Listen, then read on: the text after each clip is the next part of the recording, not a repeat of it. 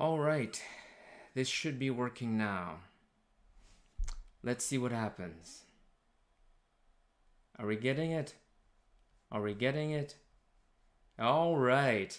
I think we are finally live. Let us begin.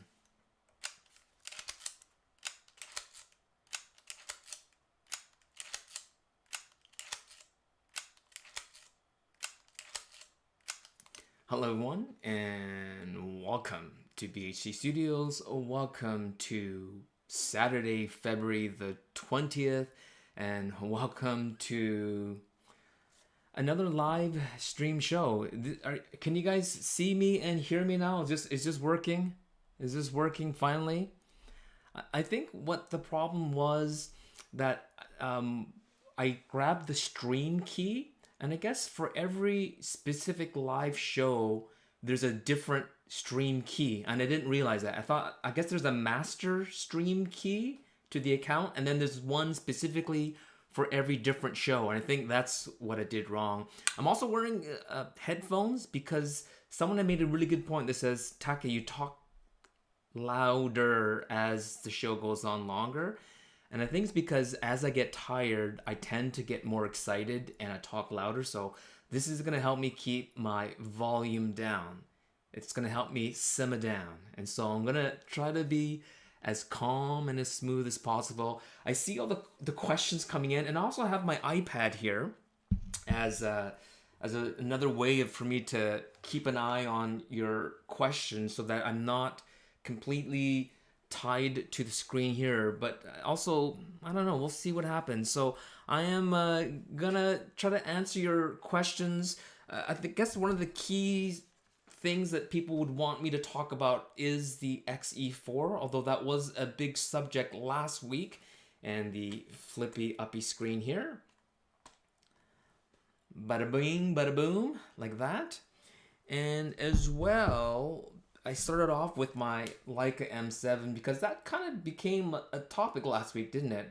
Everyone wanted to talk about Leica M7 versus M6 versus M3 versus blah, blah, blah, blah, blah. And then someone else in another video had complained and said my background was too plain because I used to shoot in at an angle coming in from my studio. Some people liked it, some people didn't. So I just thought it'd be easier to just have a plain background, but maybe it was too plain. I added a little bit of color with the LED lights, and then I put 3 cameras back here, 3 of some of my favorite cameras along the back here, the Minolta CLE, the Fujifilm X Pro 3, and the Minolta XD here. And I have another whole bunch of different cameras here because we often talk about different things, and so I thought I would keep some cameras here on hand. And because I am on OBS, I can go to Flickr and I can go to my my Instagram account. If anybody has questions about specific photos or specific lens tests and stuff like that, I'll quickly try to find it on Flickr. So let us begin. And also thanks Will and Cafe YVR for being my moderators. So let's try to get here. Greetings from Brooklyn. Welcome, Linda. Thank you. And good evening. Actually, it's morning for you, isn't it, Will? In Fukuoka? What time is it now? What time is it in Japan? It's like 6 hours ahead, opposite time of the day. 8 a.m. That's not too bad. And Michael, I see you. Very good. Thank you. We may have to call Ken Wheeler. Yes, is Ken up? It's 2 p.m. He's kind of a night owl, isn't he? But if he wants to join, we'll see if he joins. I think he did come on live a couple of times on Instagram, but I'm not sure if I've ever seen him on live YouTube though. But he does go live often around 4 or 5 p.m., doesn't he? All right. And let me know about the audio and everything, if everything sounds pretty good. Finally worked. All good. Video and audio good. Very good. Everyone hears me. A little bit of echo. I know it sounds better if I talk a little bit closer to the microphone right here. I'm using the blue Yeti microphone here, and so I have it just off to the side. I just have to be careful not to pound the table like like that, and then it kind of transfers. That's why I should use the little arm that I'm waiting. I'm waiting for Blue to send me the little boom arm so that it won't transfer the sound as much. And let's just try to catch up here. What's the meaning of life? I think you're in the wrong show. And shout out for Indianapolis. Hello, Jay. Nice to see you from Indianapolis. Very good. Just trying to... Navigating is the hardest thing for me. The comment section. Oh, actually, I did do a thing here. Let's just see if I can try it. Webcam, video capture, YouTube questions. Here. Let's just see if you guys... Can you guys see that? I don't know if you guys like seeing that up there or not. Let me know in the comments. Like, I heard some people say they like seeing it on so that they can see it. I don't know if that's something you... And I know there's ways of sizing it and stuff like that. But here, let me just... Norway, someone from Norway saying hello from Norway. And also I'm realizing as I'm looking this way, you can't hear my voice. So maybe I should actually move my iPad over to the other side, eh? Let me just... Give me a second, guys. Let me move my iPad over and towards the microphone so that if I am going to use my iPad to check my Q&A, that at least it's on the same side as the microphone. Yeah, this feels a little bit better. The video is at 480. So it's very low quality. I wonder how I can increase it. Does it have to do with... I know that there was something about... Warning, please check the video resolution. The current resolution is... It says the current resolution is 1920 by 1080, which is not optimal. Open widget. Warning, please check the video resolution. The current resolution is not optimal. The stream bitrate is higher than the recommended bitrate. We reckon that you use stream bitrate 1000. I don't know what to do. Stream health, stream setting. It looks like I'm doing everything I can.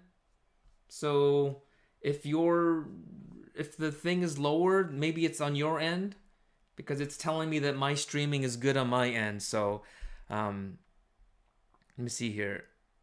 It takes time to render the HD. Yeah, that's probably what the issue is. Hello from Atlanta, Andrew. Nice to see you. And Bert from the Netherlands. Welcome. Welcome. Yeah, I'm happy to get the European and my... I keep on looking this way. I have a monitor here. I'm happy... Here we go. Right here. I'm happy to get North America, which I usually get, but as well as having some people from Asia, as well as North America, from Europe. So I think this is the ideal time. I actually also figured out a way of using Signal on desktop and then making that a screen capture, and then I can actually interview people. I actually had a few people lined up to test today, but they weren't ready to be on camera. But maybe next week I'll have rolling guests, live guests on my live show without using fancy pants apps or anything like that. Just using Signal and then using OBS, doing window capture, and then making sure I have computer audio on so that we can, converse. I mean, how many minutes in are we? We're 8 minutes in and we haven't talked about anything camera related yet. So I'm going to try to just catch up here with all the hellos and welcomes, because I do like to welcome people from wherever you're coming in from. Derek from Toronto, and I think you have a question. How do you like the 27? And do you think the old version will go on sale? I think the old version, if they're still selling it, I think they're just gonna blow them out, right? Like this one here without the aperture ring. I just feel that the new 27. Here we go. So the new 27 is basically what the old 27 should have originally come out with. So I mean, I'm happy that there's an aperture ring, and I'm happy that it's WR, but they're not, in terms of size, look at that. They're not that much, and I actually have the little lens cap on here as well. It's not much bigger, and they still were able to fit in the aperture ring. It's just too bad.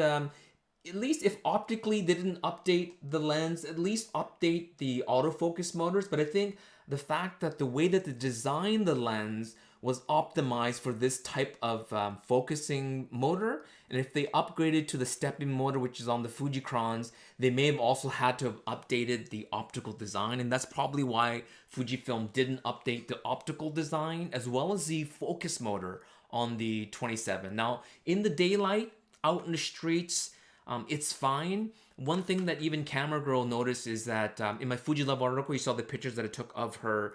She's used to me using like the Ricoh GR or the X100 when we're in public and I'm taking photos of her. And this thing is, you know, when you take a picture, hear that autofocus sound too? That's an ugly sound. So the first thing Camera Girl noticed was like, oh wow, like, is that lens broken? I'm like, no, that's just the way. And this is the 27, the original 27. Next one second here. Maybe I'm in manual focus. Here we go. That's not a pretty sound either. But this one here is, I think it's trying to focus faster. I don't know if it's the lens so much as the body. It's just the X Processor Pro. But that kind of sounds broken. But it's not. That's just, it makes it really fidgety. You can even see it kind of, right? So I wish that was updated, but it's not. And I also mentioned in one of my comments, I wish there was a 27 f2. There's nothing that would stop them from making this a 27 f2. In terms of size, it'll be somewhere between the XF35 f2 and the XF23 f2. And I think a lot of us will put up with a slightly bigger 27 if they can update the stepping motor, update to a stepping motor, and update the optical design. And so that's my thoughts on that. Let me see here.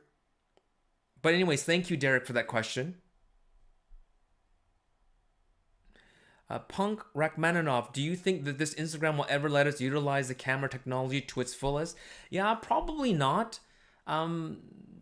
Because what would happen is, let's just say that Instagram, I think what you're talking about is the IQ, right? So it's 1080 by I think 1340 maximum on Instagram. Because if they went to, like, let's just say they went to 2000 by 3000 resolution on Instagram, what would happen to all the older photos? One thing that if they were smart, is that they would actually make the images smaller instead of stretching it out and then pixelate it. I think they started off at 1080, and so it'd be really hard for them to increase the resolution. So I understand why they left it the way it is. And I think Instagram, you know, to be honest, having it not a super high resolution, in a way, it's part of its charm. So I'm okay with it. And plus, I use Twitter anyways, and I post photos there. And the image quality is much better on Twitter than it is on Instagram. Do a test stream next time to fix it. Yeah, I'll do that. We should do and I figured out how to fix the stream anyway. So, and let me know if you guys, like I said, if you guys like having the where is it? The comments over here or over here. Let me know if you like the comments up there. Let me see here. Sounds great. Looks great. 480. Everyone's saying he's not the YouTube live studio. Anyone got thoughts on the Per Gear 10 fisheye? I have it. I just struggled shooting with it because in Vancouver, I think that the fisheye is great in a city like New York or Hong Kong or London or any compact tight city where you get ultra wide with buildings and people. Vancouver's pretty wide open, and it's a weird lens to use in Vancouver unless I'm downtown. So because of the pandemic and I haven't been out shooting as much, I haven't tested it yet, but I do have the 10mm lens. I just haven't tested it yet, so stay tuned for that.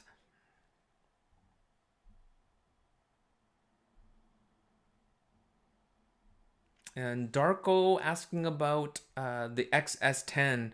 I had it for a few weeks and then I had to return it, although I wanted to test it with the X-E4, but Fujifilm were insistent on me sending it back, and as soon as I sent it back, I reordered it. My guess is as soon as I receive it, I'm gonna have to ship this back again. And so I kind of wanted the X-E4 and the XS10 at the same time, and it seems like I'm struggling to get them both in at the same time. So we'll see what happens. Darko 23F2 still rocks the Casbah. Yeah, I really like the 23F2. I unfortunately had to ship it back, and that was like my main YouTube video lens, and it's one like my main street lenses I would put on. Right now on my, what do I have here? Oh, on my X Pro 2, I do have the Per Gear 25.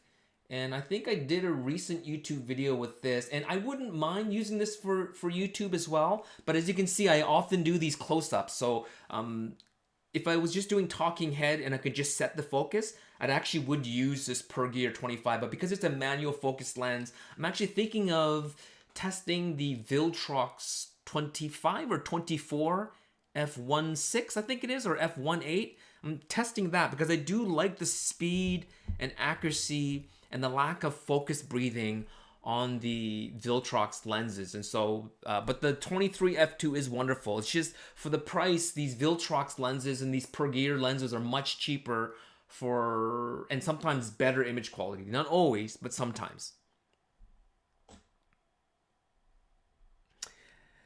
Punk Mananoff. Yeah, the 27 should have been designed with the 23 AF motor. Exactly. But I think the problem is they would have to redesign the lens. And I think Fujifilm didn't want to do that because it takes time and money and energy to do that. And so it was easier and quicker and cheaper to just basically slap on an aperture ring and make it WR. And I don't see them updating that lens because they just updated it now. I don't see it being updated for like another 5 years. So I think we need to just keep on dreaming, perhaps. I mean, I'm just excited about the 18 f1.4. I think in terms of size, it'll be smaller than the 16-1.4, but maybe bigger, or at least heavier than the 23-1.4, or about the same size weight as the 23-1.4, and without the clutch focus, I'm hoping. If it's about the size of the 23-1.4, I can live with it. And optically, there's no reason why it shouldn't be, because the more ultra wide you go and the more telephoto you go, the more complex the lens is. That's why any lens in full frame equivalent between a 40 and a 50 millimeters, so an APS-C, anywhere between a 27 and a 35 in APS-C, it's typically easy, and also up to about 50 on APS-C is easier to design, right? So going from 16 millimeter to 18 millimeter should be optically easier for Fujifilm with the aperture being at f1.4. So let's hope for it to be smaller than the 16-1.4 and up to the size and weight of the 23-1.4.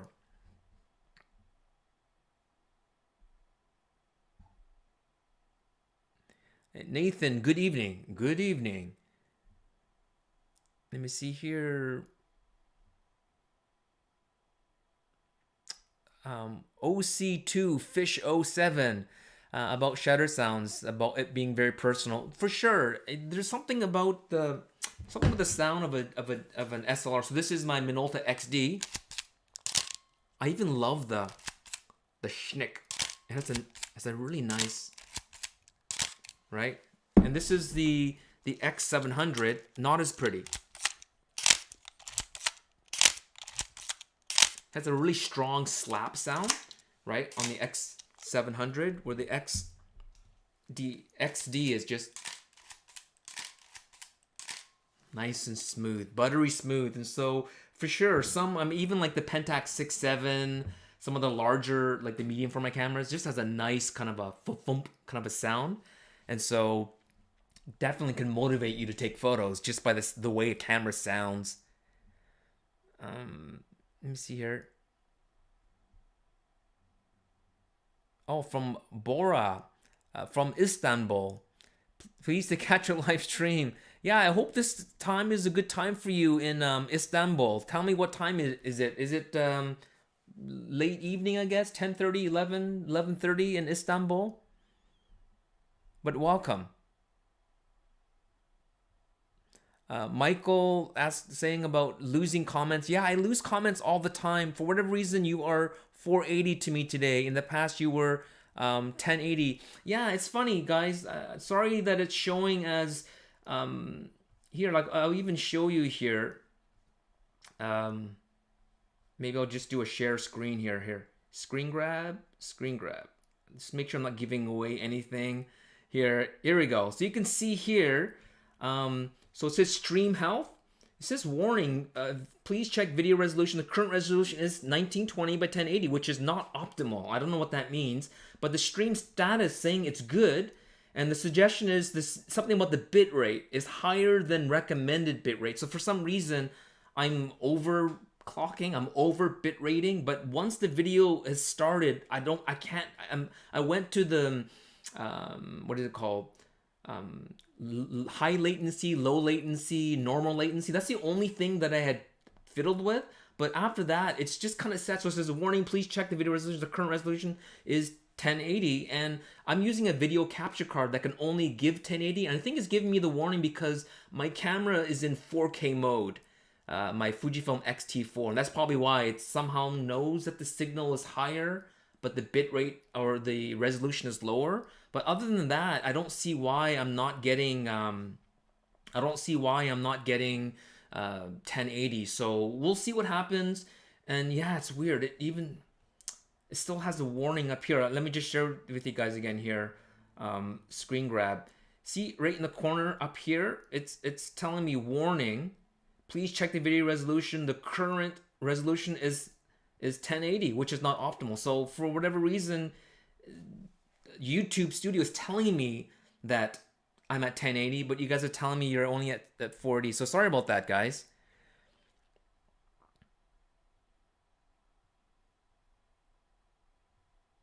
Oh, so Brooklyn Girl, you prefer a clean screen, eh? So maybe, I mean, I can make the thing smaller too. If the screen is just too big, like I can, oh, let me see here. Let me grab this screen. Maybe it's because it's too big. Because I know some people do shrink the size and they narrow it. So I can make it like super small, like that. Is that better? Maybe. Hey Take, do you think, this is Kevin, do you think a CLA is needed for an old Leica that hasn't been used for years? I got an M5 recently and it's best M-body Leica ever made. Changed my mind. Yeah, the M5, you should probably get it. I would say get it CLA and go someplace that you can trust so they can tell you, look, the shutter is fine. You just needed a little bit of cleaning and lubing in the shutter lever mechanism, but everything else is fine. Because the M5 is a little tricky because it has the little swing down spot meter, which often people are so curious to look at it that they will pull it down, but Leica does not recommend that you try to see the little thing coming down for the spot metering, and then double check the accuracy of the spot metering. And if it seems like it's spot on, then it's kind of up to you, but you probably should. I mean, it will feel better. I know a lot of my friends, they get their Leica CLA'd, and initially it feels fine because that's what you're used to, and then after it gets CLA'd, it feels like a completely different camera. And so depending on how good your repair master is, and as well as if you trust them to do a good job, not that they would do a bad job, but they may say, oh, it's $500 for CLA, and really maybe it only been a $250 because everything else was working fine. So I would say do it. It's a good thing to do. I've never heard anyone complaining after a CLA that it felt worse. And Roan R. John saying that you love your Per Gear 25. Yeah, I really like my Per Gear 25. It's a lot of fun, especially on a camera like an X Pro 3 or on something like an X-E4 if you're just out having fun shooting with it. I think these little compact prime lenses that are manual-focused are definitely a lot of fun to shoot with.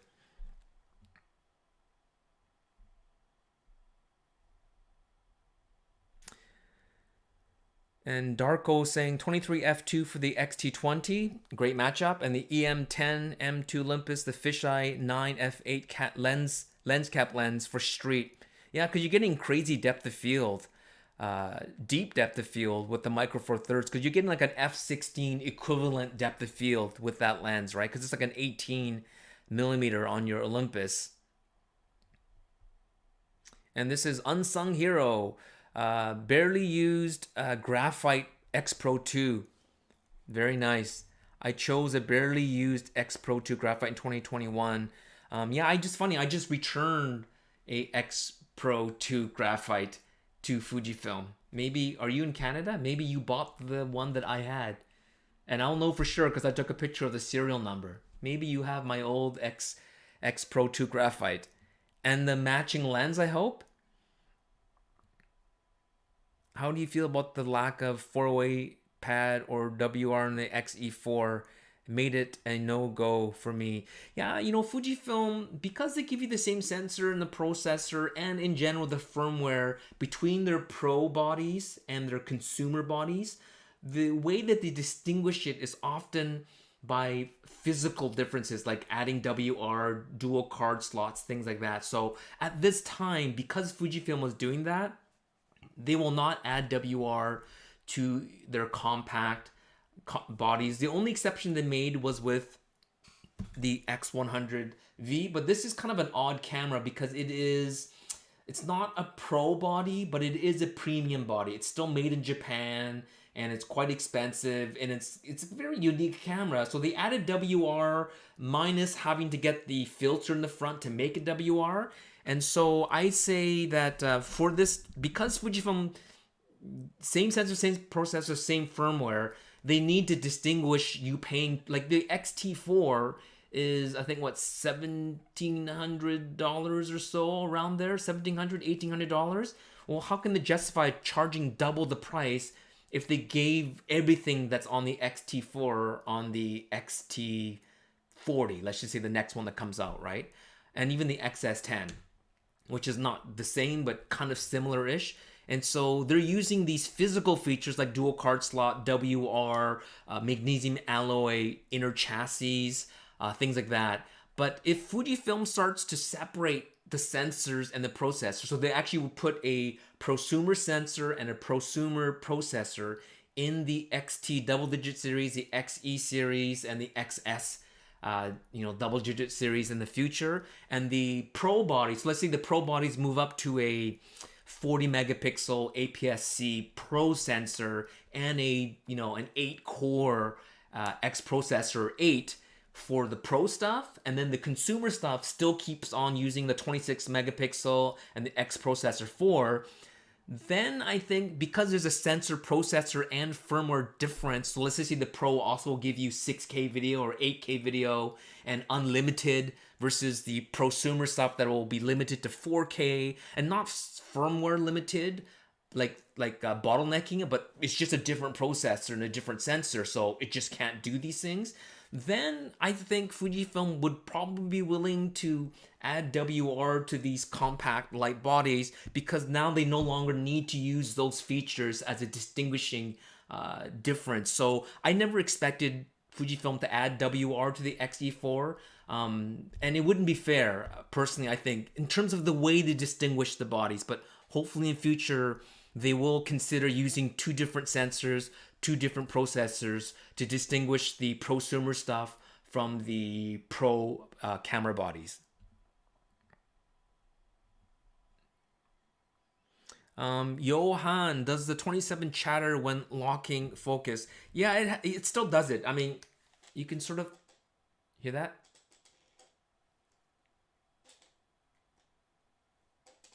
It's a little bit unfair because I'm focusing it really close, but here I can put it here. Hear that? So it behaves exactly the same as the previous XF27. Fujifilm USA says this was improved in the new version. Maybe it's somewhat better because of the firmware, but it's not the hardware, because optically the design is the same as the previous version and the focusing motors are exactly the same. At least from me shooting it, I don't notice any difference other than using it on the newer bodies.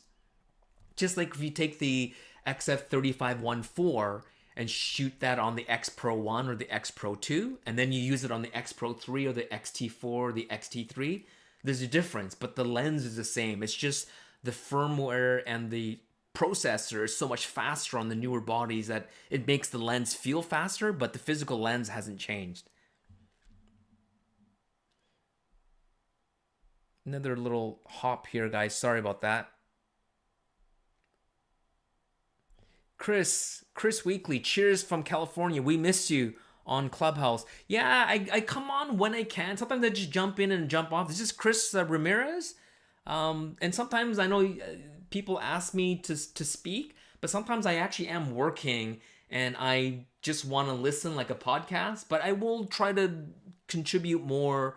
I find that I tend to, because I'm used to being a solo talker, I guess, that when I go on, I'm worried that I would just like overwhelm the group and talk too much. So sometimes I enjoy going on Clubhouse and just taking a back seat and enjoying listening to everybody else speak. But yeah, I mean, I'm enjoying Clubhouse. And those of you that haven't joined yet, and you don't have an iPhone, you'll have to wait. But if you haven't, give it a try. There's lots of really cool groups. And me and Vishal from Camera Film Photo, we're talking about doing maybe a weekly show. But I told them maybe it'd be more effective for us to do a weekly show here on YouTube. It's impossible. Oh, someone is just saying, I can't read the comments on the screen. They're next to the video anyway, so maybe turn it off. Okay, there's 2 people telling me to turn off the video. I mean, the comments on the screen. So there you go. It's gone. I hope that's all right. YouTube, reading the comments on the YouTube side margin is better. Okay. That's good to know. Thank you for letting me know. This is all experimentation for me, so... Taka, if you are in 1080 and 30 FPS, that might be the problem, or 60. Anything above 24 does that sometimes. If you are anything above, yeah, I mean, even my YouTube here is telling me I'm at 1080. That's the weird thing. So I must be doing something wrong, right? And maybe because of that, I'll end this video early. Once I catch up to all, oh man, a lot of comments are really coming in here. I have 113 of you all on. I apologize, it's at 480 instead of 1080, but on my end, it's telling me I'm at 1080. And it might have to do with the way I have my camera set up. And I think with the X-T4, I can't change the resolution of the video once I've started the video. So it is just where it's at. So I apologize for that. Marcos, 48mm f1.2. Is that a question? You want to know if Fujifilm will make it? Because there's a 56-1.2 and a 50 f1, I don't think they'll make a 48-1.2, to be honest.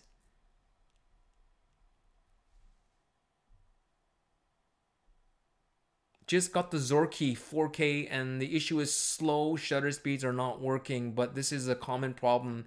Easily CLA'd. Yeah, you know, that's where a mechanical, and that's where kind of why I like my Leica M7. It is a mechanical shutter, but it's electronically timed. So right up to bulb, I think bulb allows me to like do 30 seconds, and it's a countdown. You can actually, in the viewfinder, you can see the count up. So I can see 3, 4, 5, 6, 7. You can see the time accumulating in here. And the shutter speeds are very accurate on the M7. You don't need, you can get the shutter CLA'd, but in terms of the timing, it's all electronic. It's all on a circuit board. So that's one reason why I really like my M7 for especially shooting slides, because you can also, with exposure compensation on the back, you can actually do third stop compensation here. And that's kind of why cameras had third stops. Digitally, third stops doesn't make any sense. Half stops are good enough. There's enough latitude with digital sensor and digital photography. But with film, if you're shooting slide, third stops was designed so you can adjust third stops in slide film. And you can shoot slide on an M7. You can't shoot slide on most other I mean, you can. But if you have a very finicky slide film with very narrow latitude, then a Leica M is not really the best camera. I would recommend a camera that gives you third stops. And then a little jump here in the comments.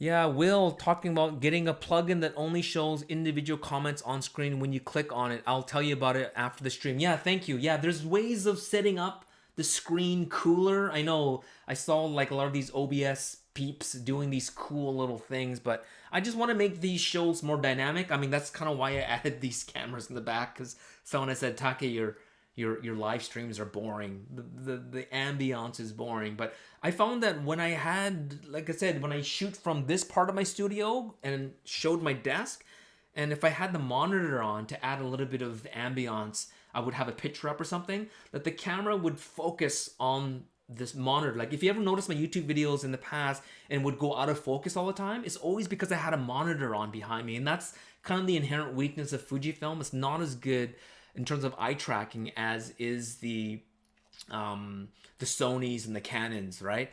But that's why I found that if I keep everything really simple, the background is simple, and then when I hold up a camera in front of me like this, it just focuses on it like really, really nicely. And I have a little monitor off camera here so that I can, so I'm behind the screen, but I can see exactly what's on camera, so I can straighten it up and make it look perfect. There you go, look at that. Still not straight. There you go, reasonably straight. And so that's why I have everything plain. And I thought maybe even having like a scrolling little thing on the, I don't know. Doesn't it look too much like a news channel if I had too many things scrolling up and down? We'll see. And that's kind of why I had mentioned I have this, here, let's go to Flickr and let's go to Per Gear. And I'm not sure if I ever even shared these photos here. Just give me a second here. Oh, this is like a Leica M10. How old is this? This sharing here. So let me just go to screen with web. So you can see here, right? This is my Flickr account. And this is where whenever I take photos, I will upload. So recently I had the X-E4. It looks like I click it. See, it's not coming up. It's really slow. You can see the little bar gets stuck right there. Internet should be good in my studio, but it's not opening up. Here we go. Did that work? But if anyone had any questions about photos and stuff, I thought I would just kind of like, whenever I finish photos, I will upload to my Twitter, to my Flickr, and then I don't need my hard drives anymore, right? People seem to like this series of me shooting Dawn's cars at night. Anyways, yeah, seems weird. Flickr is not really, or even like showing you Instagram. Showing my Instagram. People keep on stealing this photo. It's really irritating. People just take it and put it on their account. Some won't even credit me. They'll just post it. Other ones credit me, but I have make it very clear on Instagram that I want permission because, you know, I spend a lot of time taking these photos, and then people just, within 10 minutes of me posting it, they put it on their account, and in a way the photo likes and views are competing with mine, right? And it's like, no, dude, I took the photo, ask me permission first, and when I say yes, I say, let me at least have this photo for a week before I'll let you regram it. And then they get mad at me. Like the last guy, he got mad at me. Like he was really rude. He told me, he's like, calm down. Like, what? You're the guy that just took my photo without asking me. I mean, he did put BHT, like my bigheadtaco, but I have make it very clear on my account, like, please don't regram without permission, right?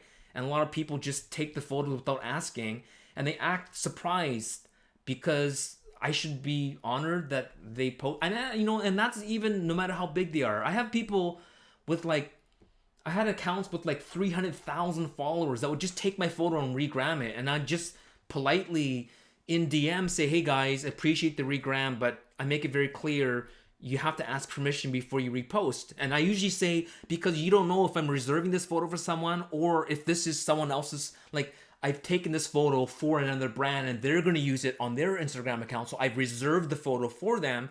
And so you need to ask me. And that does happen sometimes, right? Because I shoot stuff for like Chrome Industries, or, you know, like some other brands will approach me and say, hey, we would love to post this next week. Can we use it? And I'll say, sure. And if someone else tries to repost, I'll say, no, sorry, you know, somebody else has already asked to use it. So that's the main reason why. And I don't care if they have 20 followers or 200,000 followers. It's like, don't post my photos unless you ask. I think it's just a matter of, it's just politeness, right? Let me just try to catch up here. Adam Bucci from Las Vegas, hub of the West. I've been to Vegas many, many times. You have a really cool car culture there. And I'm sorry if I'm missing anyone's comments here. It's still very cluttered. Like for me, even on my Twitter, you can see how full it is, and then it jumps. It jumps every once in a while. So I'm gonna try to catch up here. Martin is blaming me, partly responsible for making me sell my Fuji gear and buy a Leica Q. Yeah, it's funny. I reviewed that Leica Q like 4 or 5 years ago, and people are still crediting me for them buying the Q. It's a great camera. I really like it. And I like the 28mm lens on there. Fast forward a few years, and I got the Fuji gear again, and then sold it yet again to buy the Leica QP. Well, I hope you're enjoying your Leica QP. Chris, you got the 50R, nice, and 2 lenses. Which 2 lenses did you get? The 45 f2.8 and the 110 f2 or the 120 f4. That's my guess. But congrats.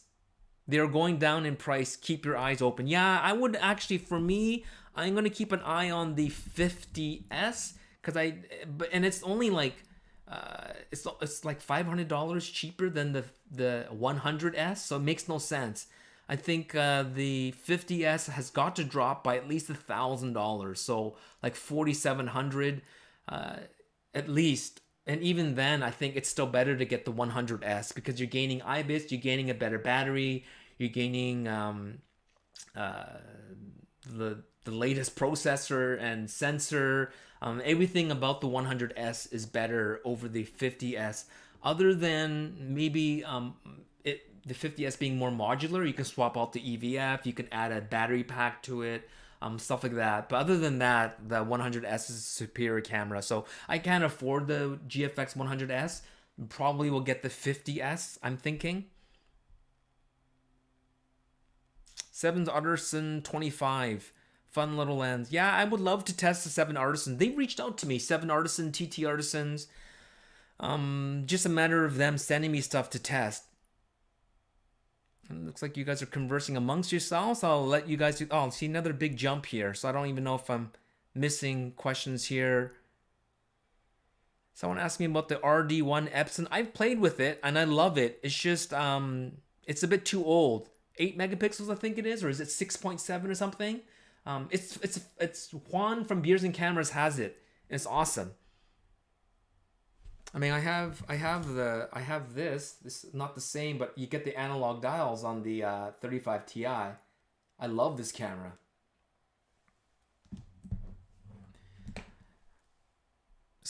I was gifted the Minolta 7000. Would you call that a historic camera? It's the first autofocus camera series, SLR with built-in autofocus. So the first was the Minolta 5000, and then they released the 7000 and then the professional 9000. Amongst Minolta nerds it is, but in terms of value, it's not worth a lot of money. But I have 3 Minolta 7000s, if that means anything to you or not.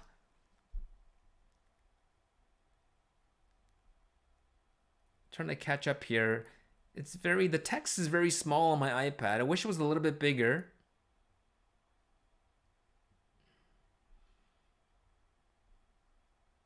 Could you have a good flow using the X-E4 alongside the Leica Leica monochrome, or should I consider the X100V or X-E3?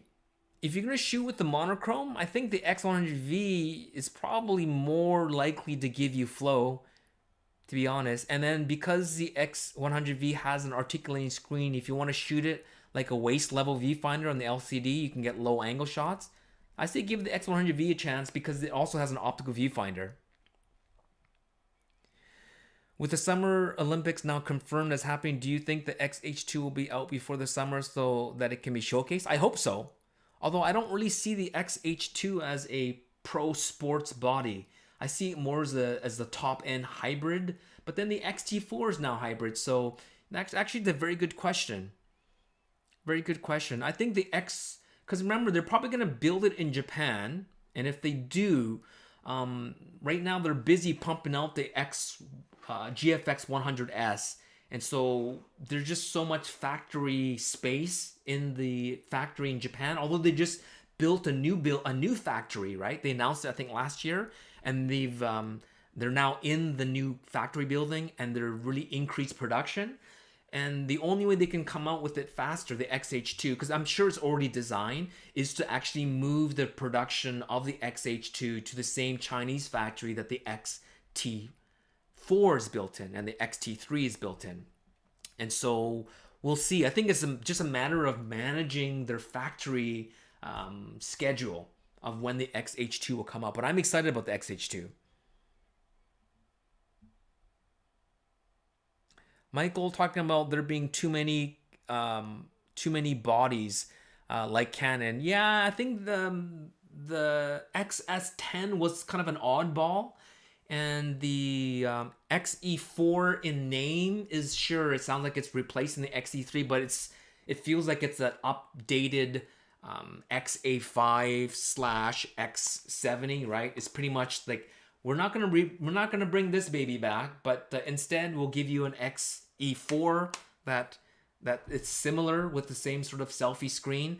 Yeah, we'll see what they do with the next generation of bodies and lenses, if they will remove any bodies. Like, for instance, would they get rid of the XT30 and just say it's the XS series, so the XS10 will be the XS20, and just say like there is no XT40. Or sorry, XT40? Maybe the XT40? Yeah, XT40, right? Or if they'll say, nope, we're going to bring back the XT40, there's going to be an XS20 and an XE5 in the next generation. And also, as I mentioned about if they will decide to separate processor sensor from pro and prosumer, if they'll separate it, I think that's a better way. And if they do that, then they can add WR to the prosumer bodies, and then give the higher end bodies a better processor, or like a more professional processor and sensor and firmware. Al, how's it going? Ali, Shadpur, great picture here, watching on TV. Oh, any thoughts on the future Fuji sensor for X line? Yeah, I think the sensor will probably, it has to do with what the Sony's doing, right? Because Fujifilm doesn't, they don't make their own sensors anymore. They sold their factory back in 2012 or 2013, and they went to Sony because at the time they were working with Panasonic and Tower Jazz to come up with an organic global shutter sensor that they would co-brand between the two manufacturers, but they realized the technology was not as far as they had hoped, and that's why there was a delay on the X Pro 2, because at the time they had hoped that that sensor would be ready for the X Pro 2, and it wasn't. So they scrambled, went to Sony. Sony let them use their 24 megapixel sensor, and since then Fujifilm has relied on Sony for their sensors. I hope that Fujifilm would consider maybe getting back into the sensor game, but they are 8 years behind now, right? And sensor technology is very advanced, and it's not an easy thing to get into. So my thinking is, whatever Sony is doing, Fujifilm will have to piggyback on that technology. And I did hear that there was a square pixel, like a 45 megapixel APS-C sensor that Sony was working on. And if that's the case, then the first customer will probably be Fujifilm, because even with Sony, this 26 megapixel sensor that Fujifilm is using right now, is it on the A series, the A6000 series for Sony? Probably not. Like, Fujifilm is their main customer, I think, for APS-C right now. And so it's whatever Sony's doing. So I think it'll probably be an APS-C sensor in the 36 to 45 megapixel range, which would be the next leap in sensor resolution for APS-C, because right now it seems like we're just kind of still under 30 megapixels. So I'm just more concerned about image noise. If they go up to 36 megapixels, will it be a really noisy sensor? Because if it is, I'd rather be at 26 and have low noise at higher ISO than having more resolution at 36, but it being a super noisy sensor even at ISO 800. And that's the problem with the new Leica Tower Jet sensor that went over 40 megapixels on the Leica, the new Leica Q2 and the SL2. Even at ISO 800, that's a very noisy sensor. The Fujifilm 26 megapixel and the 24 megapixel sensor on the Fujifilm X series has lower noise at ISO 800 than the new Leica SL2 or the new Leica Q2 at ISO 800. I compared, I looked at both of them. That sensor is noisy. Now you can fix it in Photoshop and Lightroom by dropping the with the sliders, actually increasing the noise suppression, especially the color noise. You can fiddle with those little sliders and stuff and improve it, and then save it as a as one of your main settings for that camera. But it's a pain, and so I hope that they can control the noise if they up the resolution, because that creates a higher pixel density, which, sure, you have a higher resolution photo, but most of us don't really, even 26 megapixels is more than enough for me. And most people probably, I mean, it's great to say you have, a 40 megapixel image or a 100 megapixel image. The GFX 100, if I shot it, it'd be for fine art type thing. And, then you can actually print quite large and have really nice resolution, but also have low noise. And then having that pixel shift function to be able to get up to equivalent 400 megapixel image. Again, you were getting insane art gallery level type resolution, or even like insurance. Like if you're taking a photo of a painting and you're an art gallery, you want a super high resolution duplicate of a painting or some kind of a fine art or fine craft thing. There's reasons for high resolution, but for most of us, we don't need that high. So that's my biggest apprehension of increasing megapixels at the cost of noise. I don't like noise.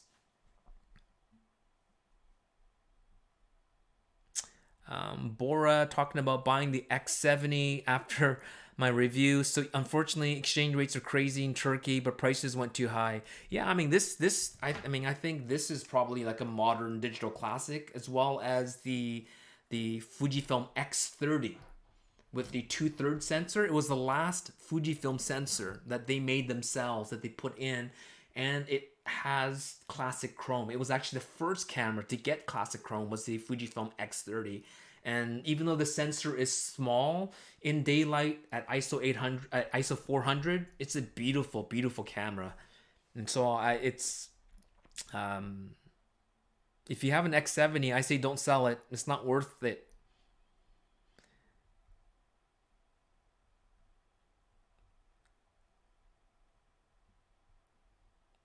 Bora saying X-E4 would be a nice second lens interchangeable camera. Yeah, I mean, even for me, as I said in my video, because I have an X Pro 3 and X-T4 that I'm shooting this on, I have an X100F, and as a compact, lightweight, when I'm out with my wife, this is a great little camera. Either this or the X100. It really depends on like, if I had to choose between these two, I would have a hard time. I don't know. I think ultimately I'd pick probably the X100V because I like the hybrid viewfinder, and also because I like the button control layout. It's better. There's a front dial, there's a rear dial. It has a focus select switch on the side. Articulating screen, not fully front facing articulating, but it's not that important for me. And for shooting YouTube videos, as you guys know, I often do, like that video I shot, the recent video that I shot with the X-E4 versus X-E3, as you saw in the video, I was using the X100V, like this way, shooting down this way. So this is even good for YouTube video, for talking head and stuff like that. So I'd probably end up picking the X100V over the X-E4, but they're both really fun, compact, lightweight vacation cameras for someone like me. and maybe someone like you, since I own an X Pro 3 and an X-T4. But like someone like my buddy Cafe YVR, he has an X Pro 2, and I've been trying to like, hey, when are you going to upgrade your cameras? You know, he's kind of a bit hesitant on the X Pro 3 because of the LCD, because I think he does use the LCD a lot. I think an X100V would be nice for him, but he shoots with an XF35. And so that's the issue with him going with this way, where if he got an X-E4, he can still take his XF35 F2 and pop it on here and be able to get most of the shots that he shoots.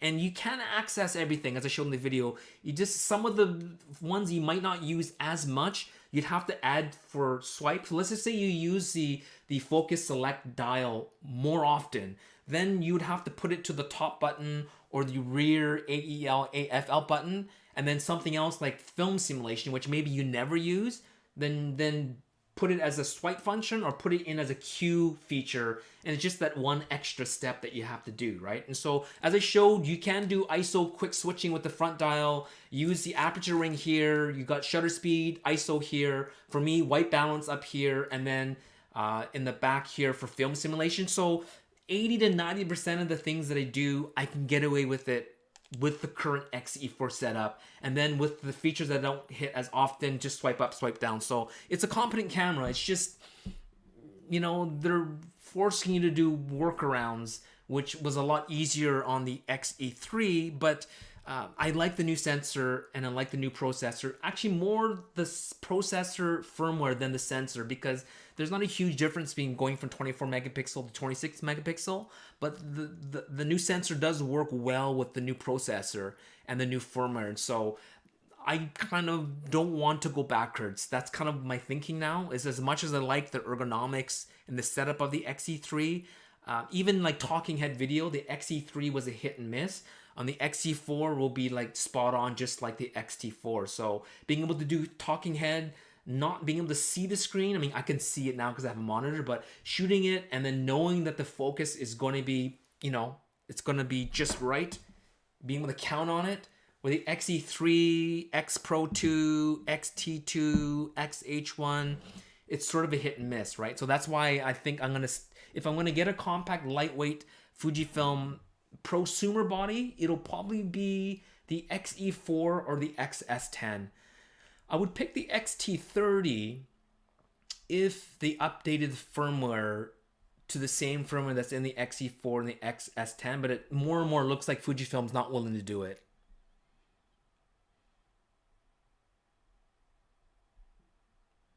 Jamie Gonzalez, I shoot JPEG with my Love 27 and XE2.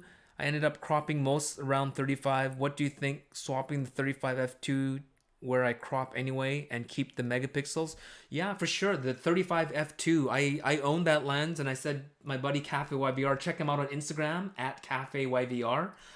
He shoots pretty much exclusively with the 35 f2, right, Lawrence? But if you're finding that you're cropping the 27, then you are a classic 50mm shooter, right? Like Henri Cartier-Bresson and a lot of those older Magnum photographers, like the Leica M3, right? It's 50mm frame lines. A lot of people are 50mm shooters. And so the XF35 f2, and if you can afford it, the 35 1.4, although there are reasons why you would get one or the other. I got the 35 f2. To me, it was a gift from Fujifilm. I could have picked the 35 1.4 if I wanted to, but I chose the f2 because I wanted the WR. I wanted the faster, quieter autofocusing. I know the bokeh and the characteristics of the 35 1.4 is better than the 35 f2, but those other features meant more to me. And so I say go for it. I love my 35 f2.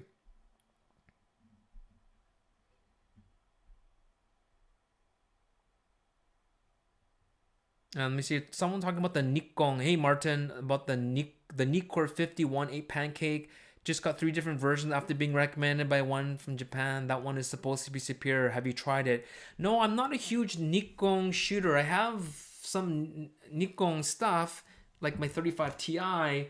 But in terms of the SLR lenses, I only know of what people have shot with. So yeah, I don't know much about those lenses. I would ask Ken Wheeler, the angry photographer. I'd ask him. He claims to have every Nikon lens ever made. or almost everyone ever made. Do you think the X Pro line would ever get IBIS?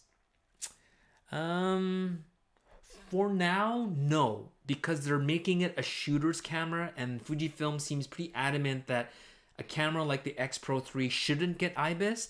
But Fujifilm has gone backwards on what they have said in the past as technology moves forward, and as, like, for instance, Fujifilm refused to put touchscreen on any of their pro cameras, right? The X-E3 got touchscreen, but they wouldn't put it on the X Pro 2 or the XT2, but they put it on the XT20 and the X-E3 because they said, oh, that's a prosumer camera, you can use touchscreen. But then when the GFX 50R on 50S got it, it seems like whenever they do to the GFX series, then it finds its way back to the X series. So when the 50S got both touchscreen, joystick, and D-pad, then the XH1 had touchscreen, joystick, D-pad. And then ever since then, the XT3 and the XT4, touchscreen, joystick, D-pad. And as well, Fujifilm in the past said they will never put an articulating screen on a rangefinder style camera. They stuck their guns, they stuck to it until the GFX 50R. It rangefinder style offset viewfinder, they put an articulating screen. And after they did that, what happened? The X Pro 3 got an articulating screen. The X100V, articulating screen. The too many cameras here. What am I grabbing for? Boom. X-E4, articulating screen. So a lot of stuff that Fujifilm says they'll never do, and you can sort of see, like, principally why they're saying, like, these are rangefinders. Why do rangefinders need articulating screens? If we ask Fujifilm today, they'll say, no, we don't put IBIS in our rangefinders. But we'll see, right? As you shrink the size of the IBIS mech, they will be able to fit it into like an X Pro 4. But let's see if they do that. So now the X Pro series has an articulating screen, which they swore they would never do, but now it has it. It is a weird reverse articulating screen that I actually just adore. But will they put IBIS in here? We'll see. We'll see. Maybe. I wouldn't say no, but at this point they would say no, they wouldn't do it.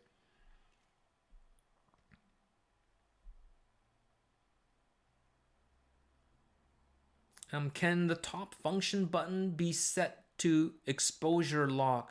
The top function button be set to exposure lock. You talk about the X-E4, and you mean this button right here? I can check it. Let's just go into menus, screen setting. You get a lot of functions too on the so it's on white balance now. Let's just go to the very top. So dynamic, and sorry, you said exposure lock, did you say? Let me see here. It'd be exposure lock. So AE bracketing, shutter type, and just keep on going here. I wish I could share the screen here so it's not boring as I look through it. There is a lot of AE lock. So here you can see in the custom functions, it does allow for AE lock. So let's just press this button here, right? So you could see I set this button for AE lock. Look how close up of it first. And let's just press this button. There you go. See that? AE lock is working. So the answer is yes, you can. Not a deal breaker, keep going. Video, audio, 5 out of 5. Okay, good. I'm glad that the audio is good. Is the video quality still set at 480, guys, or is it now bumped up to 1080? Let me know.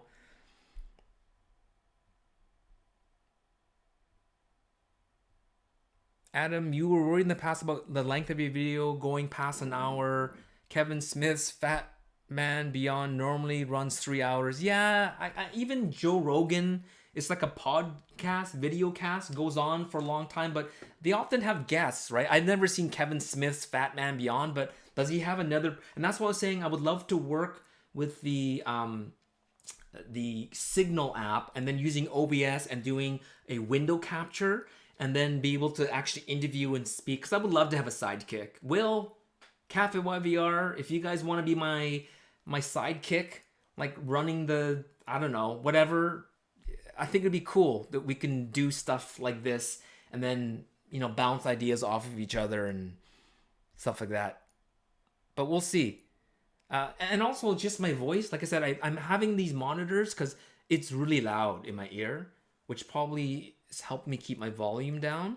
So we'll see what happens, how long my voice will last. And Cafe Waver, let me know what time I'm at. Speaking of time. Oh, another big jump. Sorry, guys. Wow. A lot of comments. Thank you. How many? I don't even see how many people here. I'm going to switch back to my live stream so I can see 100 viewers. Well, thank you all 100 of you on. I guess this is a really good time to go on live. So appreciate you guys coming on. Because I was doing like Instagram live almost every day or every other day. And I had mentioned before, I used it almost like it was in the middle of the pandemic. And I think I was like probably like depressed, but not like I didn't feel depressed. And I always tell people like when I'm sad or depressed, I just sleep. And so just like if I don't drink, but if I do drink a little bit, I'm like a sleepy drunk. So if I have a little too much to drink, I just go to sleep. So I'm a pretty boring guy. So I think when I get depressed, all I do is sleep. And I think part of my depression and isolation during the pandemic was that going on Instagram Live was a coping mechanism for me. And it felt like I was engaging and talking, although I wouldn't call it artificial. I mean, you guys, there are 100 of you right now and you're listening to me talk and you are all commenting, but I'm probably about 5 minutes behind catching up to the the newest comment. But what am I saying here? Yeah, but in a way, it wasted a lot of time. I wasn't pumping out videos. As you guys probably seen now, the last 3 or 4 months, I've been releasing about 10 to 12 videos per month. And I think from March till August of like during the pandemic, I think I only released like 3 or 4 videos over like a 5-month span or 4-month span. And now it's like bang, bang, like even just these lives, I'm doing 4 a month, right? So that's 4 already, and then all the videos in between. So I'm hoping to get up to maybe between 12 to 15 videos a month. This really helps my algorithms. It really helps me. In the past, if you look at my videos from like 3 or 4 years ago, before I kind of got burnt out, doing a TV show, doing my documentary and stuff, I would average between 20 to 50,000 views per video. And I took that for granted, and it felt normal for me. And now, I'm happy if I hit 10,000 views, right? And I took a huge hit income wise because of that. And now, like YouTube sort of, the algorithm doesn't prioritize my videos. And because of that, that really stunts my growth. And I knew a lot of people that was on that projectile, the same as me, but kept on hustling. And I knew I purposely stepped away from YouTube because, like I said, I was doing that pilot TV show, for those of you that remember, in 2018. And in 2017, at the end of the 2017 is when I shot that documentary. And then my father-in-law passed away. So, I spent a lot of time with Camera Girl. And a lot of stuff was happening in 2018. And it really affected my YouTube channel. In 2018, September, I had met for the first time Gerald Undone. It was for the release of the X-T3. And he was maybe a year into YouTube, or maybe 2 years or so, but he was smaller than me. In 2018, I had like 35,000 followers, and he had like 20,000. And he was all like, "Hey, Taki, it was nice to meet you." And I said, "Oh, hey, Gerald, nice to meet you as well." And he's tall. He's like 6'5", so he's like a foot taller than me. And when I saw his videos and I saw the kind of smart questions he asked, I'm like, this guy's gonna be huge.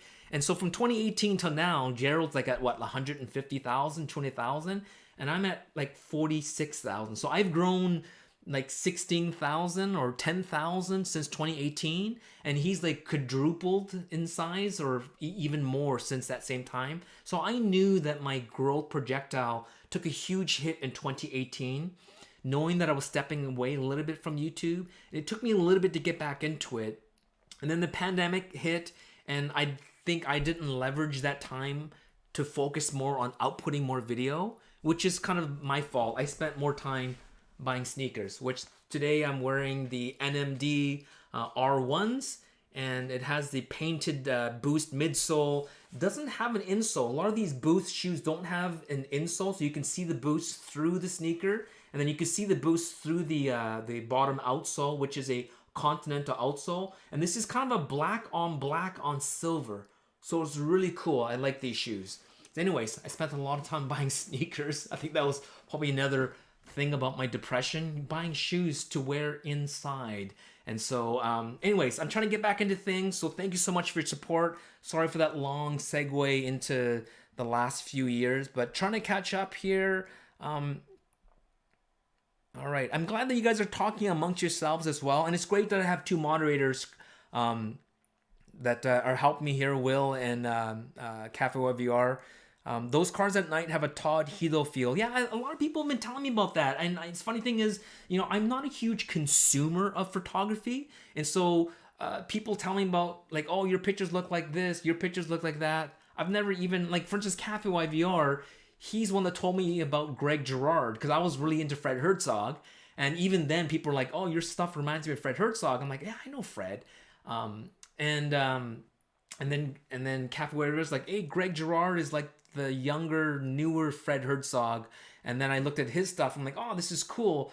And then people are like, oh, your stuff looks like Greg's. It's like, I didn't even know who Greg was. And now I did look up Todd Hilo, and I can sort of see why. But even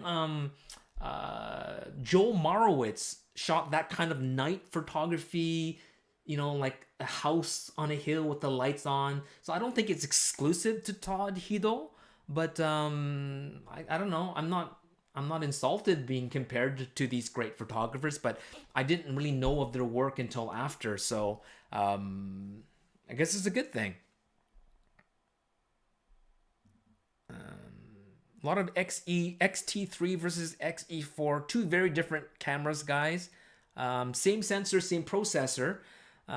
Very different firmware. X-E4 has one up on the firmware, but XT3 is a much more powerful camera. The only real weakness is the firmware, lack of the update, and as well as the articulating screen if you want a front-facing articulating screen. But you can always add an external screen to the XT3 if you want, but then you got a bigger, bulkier camera. All right, I'm just trying to catch up to a question here, guys. So lots of questions. Thank you so much. It's great that you guys are talking amongst yourselves. Maybe you know what I'm gonna do? I'm gonna apologize because we're at over an hour. I'm gonna go right to the bottom and then start working backwards. All right. So what I see is Take, so great to see you. This is Sergeant Silver. Hope you're staying sane out there. Where is the sneaker game going? More Adidas or Nike or something else? Yeah, I'm trying to buy a Jordan Retro 3, Retro 4. The problem is they're so like hype beast right now. I'm not gonna buy on I want to buy new retail. I don't even want to enter a lottery. It's like, no, forget it. So I'm a bit snobby that way. I'd rather just buy stuff that's, I'm not a collector, right? So I think Adidas, I am looking at the newer New Balances, the 990s and the 992s, or I might buy one of the UK ones, the 1500 series. So maybe those Air Force Ones I'm looking at right now, the Gore-Tex ones. I have the green Gore-Tex from last year with the gum sole. There's the newer ones that come in burgundy, green, and black with the white midsole. Maybe get that if the sale is good enough right now. But I think I have too many sneakers. I think right now in my studio I have, I don't know how many I have, but I have a lot. I have a lot of sneakers here. I do rotate them. I have my summer sneakers here, and then when the summer comes, I'm gonna pull off my winter sneakers from home, bring them to my studio, and then bring all my summer, spring sneakers back. See, our spring is raining wet here, and then I'm actually thinking of doing YouTube videos on sneakers, like the best shoes for street photography. I don't know if that'll work. And if I get a lot of traction on that, then what I can do is then ask these companies to send me sneakers. So instead of me out of pocket having to buy these sneakers, then I can actually get like Adidas to send me sneakers so I don't need to buy them all the time. So We'll see. We'll see what happens. Do you plan to invite local Hong Kong photographers onto the channel? Yeah, Fuzzy Kai. I would love to. I know a few already. It's just a matter of I love going there and then interviewing them instead of me inviting them. So let me work out. So Vishal from Camera Film Photo, he is a Hong Konger, born and raised in Hong Kong. So technically, when I have Vishal on, even though right now when I interview him, he won't be in Hong Kong, he is technically a Hong Kong photographer. So the first guest I'm gonna probably have on is a Hong Kong photographer.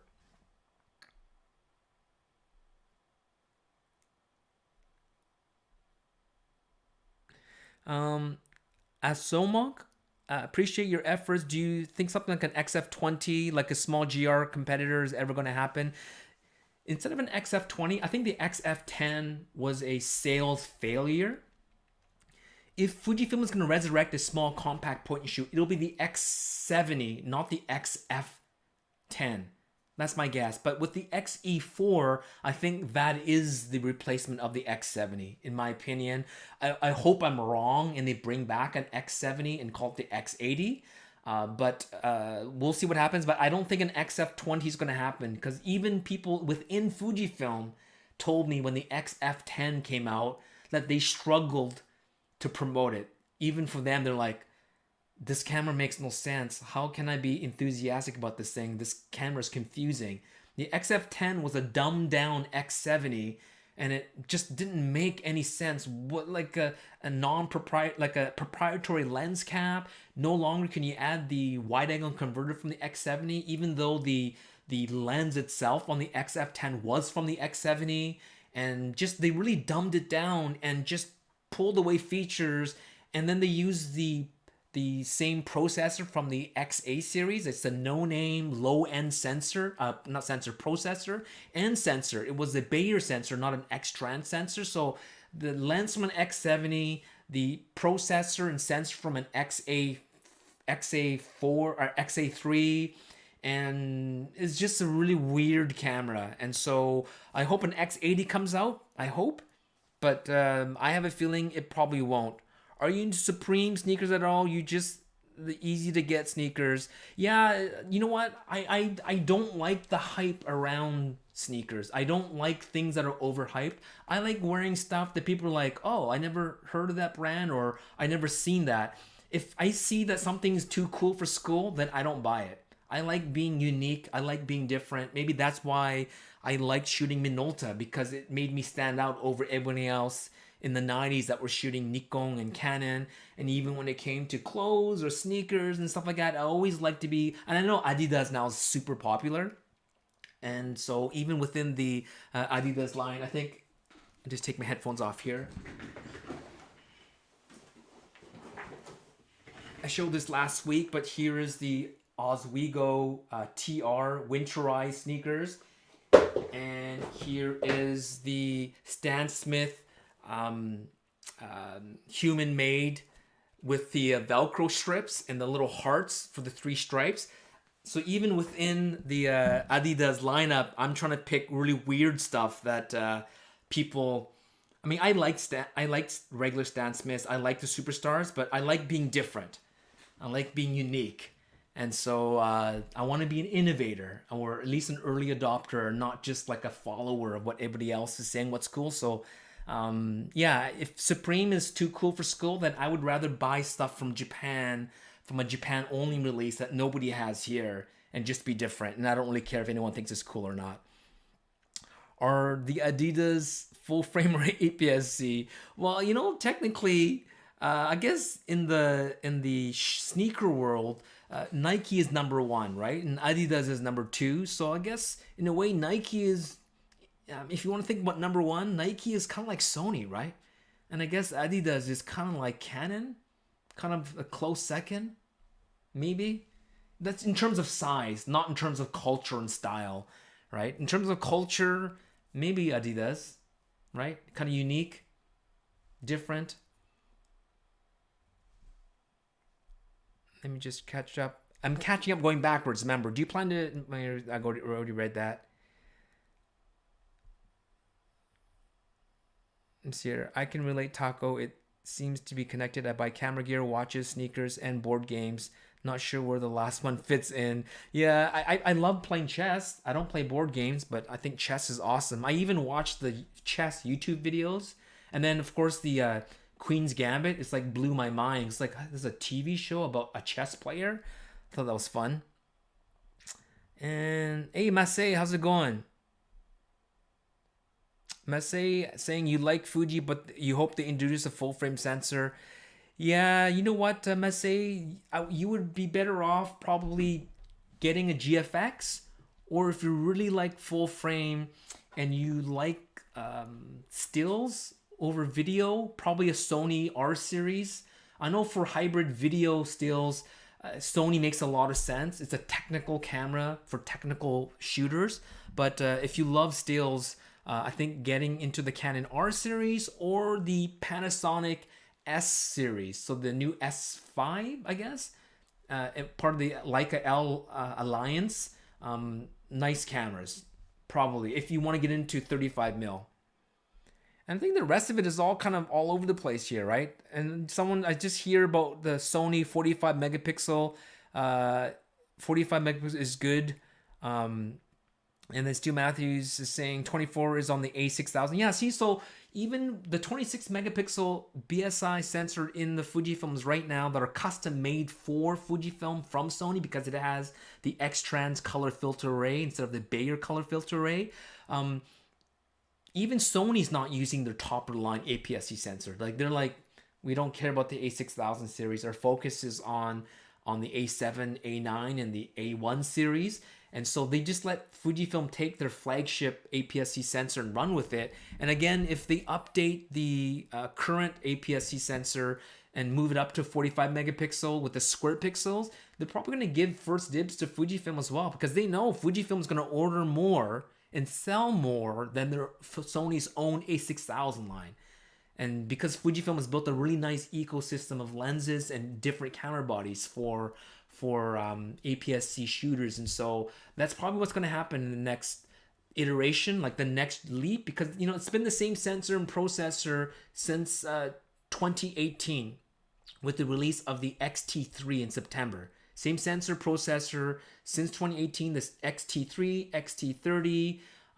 Then the X Pro 3, XT4, X100V, XS10, now the XE4, same sensor processor for now going on third year. So this September will be 3 years since Fujifilm has updated the processor sensor. So it's about time.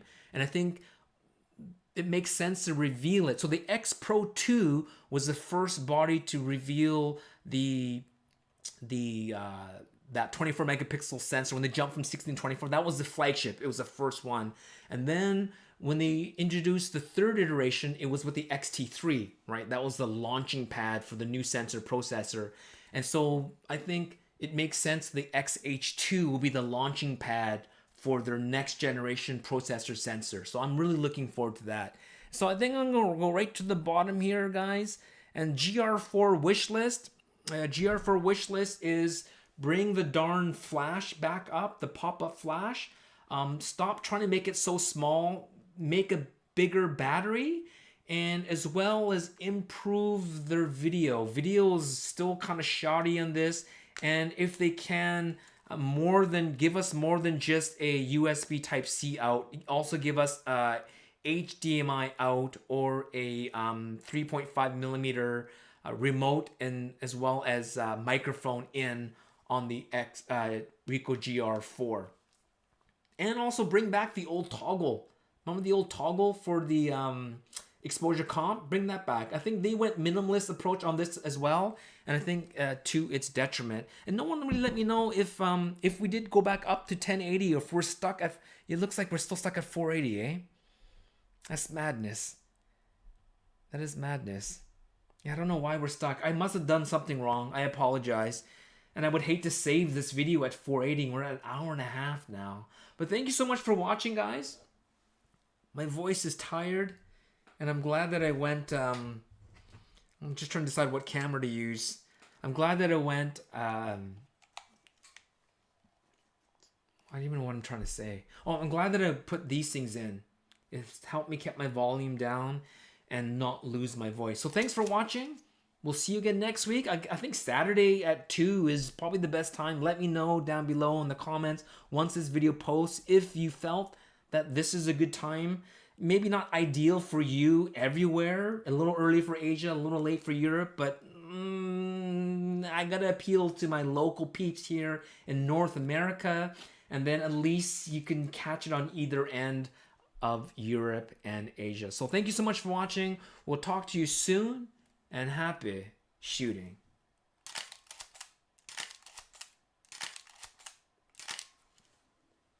Peace. I'll be on for a little bit too. Even if I stop this, I'm gonna hit end stream.